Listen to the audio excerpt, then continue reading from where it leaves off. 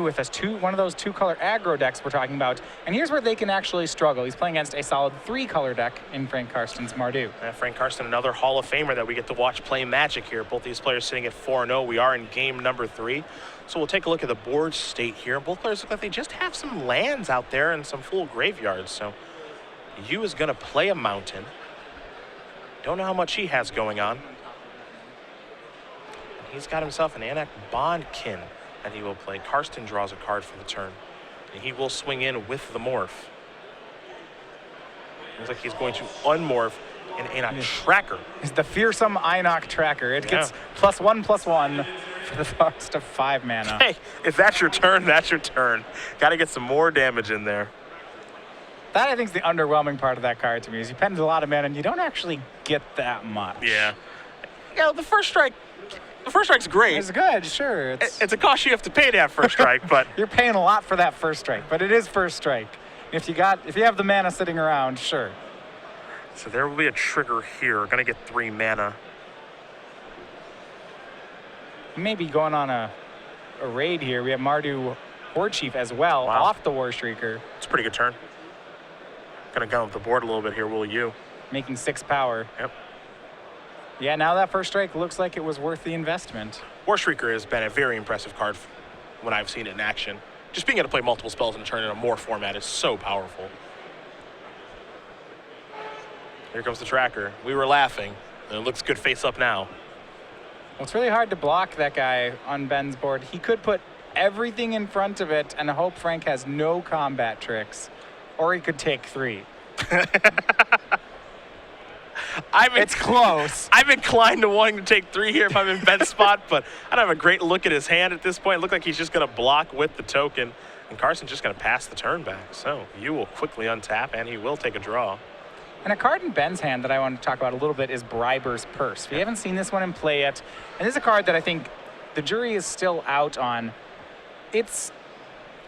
The card I wanted to comparing it favorably to would be Tumble Magnet, in that it's a limited use card that makes a guy not be able to attack or block. So it runs out of counters, so how good can it be? It obviously doesn't tap a creature or anything. Some players, I think you always, I've heard say you always run one, maybe run the second. I've heard a lot of players say you just leave all of them in the board. Ben has one in his hand right now.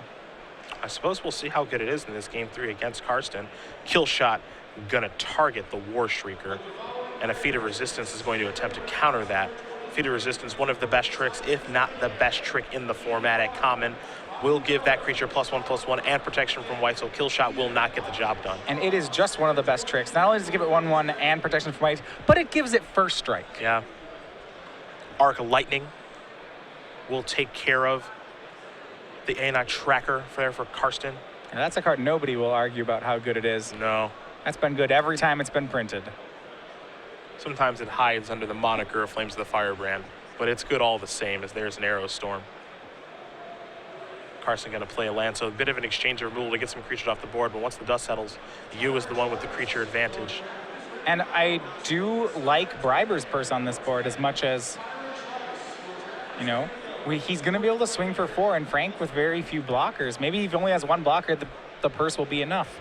We'll see. Tormenting Voice going to come down. Of course, that is pay 2 and discard a card to draw 2 cards. Yeah, it's a take on Wild Guess. Yeah. If you played with that card, it's actually different only in that it's 1 in a red instead of double red. Now here is a morph, so Yu is trying to give the beatdowns. Now, one thing I've been doing now over the course of the weekend is now I check every player's pools that have white mana to see, well, is there an End Hostilities hanging out there for Frank? The answer is no. So here's something interesting about Ben Yu's list, is that he is running 2 Woolly Loxodons off 2 Blossoming Sands, and that's it. Wow.